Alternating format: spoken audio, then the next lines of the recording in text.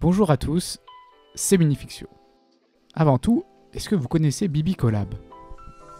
C'est un outil de classe virtuelle utilisé par collèges et lycées, dont le mien, pour permettre aux professeurs d'assurer leurs cours malgré le confinement.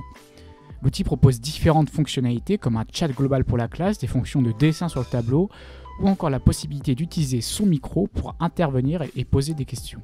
Ok, bref. Et maintenant, voici BibiBot.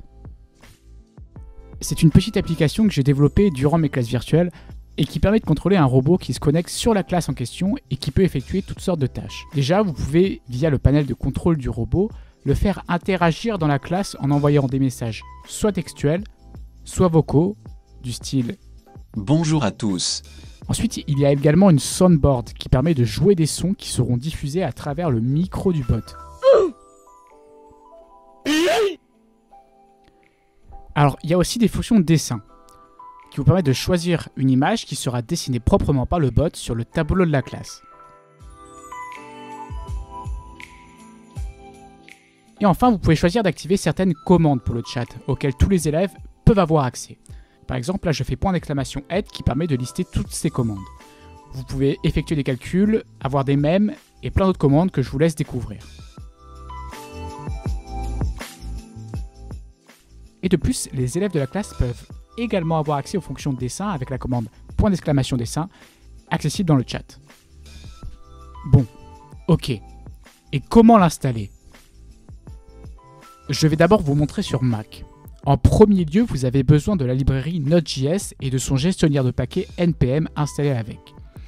Son installation est simple et rapide, mais si vous avez des problèmes, allez voir la description. Ensuite, il vous faut télécharger les sources du projet disponibles sur mon GitHub et dont le lien de téléchargement est dans la description. Une fois le fichier zip téléchargé et décompressé, vous avez accès à différents dossiers, et notamment un dossier bot qui contient le code de ce dernier. C'est dans ce dossier que se trouvent les dossiers Sound et Drawing, dans lesquels vous pouvez ajouter vos dessins et sons personnels. Pour ce faire, il vous suffit de glisser vos sons en MP3 dans le dossier Sounds, et pour les dessins, il faut ajouter les images au format SVG dans le sous-dossier SVG du dossier Drawings. Ensuite, une étape facultative est l'installation d'un serveur audio virtuel. Ce dernier va permettre de rediriger tous les sons émis sur votre sortie audio directement dans l'entrée micro, de sorte que, lorsque l'application du bot diffusera du son sur votre ordinateur, ce son sera redirigé vers le micro du bot qui pourra le diffuser sur la classe virtuelle. Pour macOS, j'utilise Blackhole, dont le lien de téléchargement est dans la description. Une fois téléchargé et installé, vous pouvez le sélectionner en tant qu'entrée et sortie audio dans les paramètres de son. Encore une fois, vous n'êtes pas obligé de le configurer. Mais dès lors, vous ne pourrez pas utiliser les fonctions du bot relatives à l'utilisation du son. Enfin, pour lancer le bot, il vous suffit d'ouvrir un nouveau terminal, de vous rendre dans le dossier bot et d'effectuer la commande npm install, qui permet d'installer tous les paquets et dépendances nécessaires au fonctionnement du bot. C'est assez rapide, sauf pour l'installation de Chromium, le moteur web utilisé par l'application, qui peut être assez longue. Une fois l'installation terminée, tapez node main.js pour commencer à utiliser le bot. Si vous voulez arrêter l'application, il vous suffit de presser CTRL-C dans le terminal, ce qui arrêtera le process Node.js. Ensuite, pour accéder à la page de contrôle du bot, il vous suffit simplement de vous rendre à l'adresse localhost 2.3000 sur votre navigateur. Vous accédez alors à la page de contrôle du bot. Pour lancer un nouveau bot, il vous suffit de renseigner un nom pour ce dernier ainsi que l'URL de connexion à la classe. Ensuite, vous pouvez sélectionner les commandes qui seront utilisables par les élèves de la classe. Si vous n'avez pas configuré de serveur audio virtuel, je vous conseille de désactiver les commandes relatives à l'utilisation du son. Pour activer la commande traduire, cette dernière nécessite que vous ajoutiez votre propre clé d'API Google Translate dans le code du bot. Si vous souhaitez activer cette commande, vous aurez plus d'infos sur le GitHub. Lors de la première utilisation sur Mac, il se peut, si vous ne lui aviez jamais accordé avant, que l'application terminale nécessite l'accès aux permissions de contrôle de la vidéo et du son, qui permettra au bot de diffuser du son à travers la classe virtuelle. Si vous n'avez pas configuré de serveur audio virtuel, il se peut que lors de la connexion, il vous soit demandé de sélectionner un périphérique d'entrée audio. Dans ce cas, sélectionnez le périphérique que vous voulez comme entrée micro, ou bien passez l'étape en cliquant sur le bouton sans micro.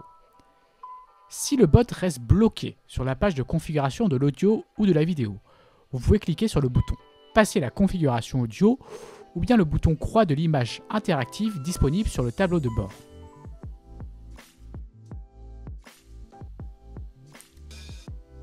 Ensuite, sur Windows, c'est très similaire.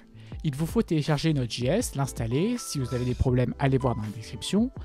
Ensuite, se rendre sur le GitHub et télécharger le projet, puis extraire le zip. La configuration du serveur audio virtuel est néanmoins différente. En effet, vous pouvez utiliser VBCable qui offre les mêmes fonctionnalités que Blackhole sur Mac. Rendez-vous sur la page de téléchargement dans la description, téléchargez le zip et une fois extrait, lancez le fichier vbcablesetup.exe en tant qu'administrateur. De la même façon, vos entrées audio et micro seront désormais toutes les deux contrôlées par VBCable. Ensuite, de la même façon, je vous laisse lancer un nouveau terminal, vous rendre dans le dossier bot et faire npm install, puis node main.js pour lancer le bot. Lors d'une première utilisation, si vous avez un problème d'autorisation du pare-feu, cela peut faire crasher l'application. Dans ce cas, il vous suffit de la relancer dans le terminal en l'arrêtant avec CTRL-C puis en retapant node main.js. En conclusion, pour résumer les étapes importantes. En 1, télécharger Node.js. Ensuite, télécharger le projet sur GitHub. En option, mettre en place un serveur audio virtuel. Se rendre dans le dossier bot, effectuer npm install, puis node main.js pour lancer le bot, ou bien CTRL-C pour l'arrêter. Au premier lancement, accepter les autorisations de permission du terminal. Se rendre sur le tableau de contrôle, et enfin, lancer le bot. Évidemment, si vous rencontrez des soucis, n'hésitez pas à me les faire remonter. Enfin, le projet est open source et disponible sur GitHub, donc chacun peut y contribuer.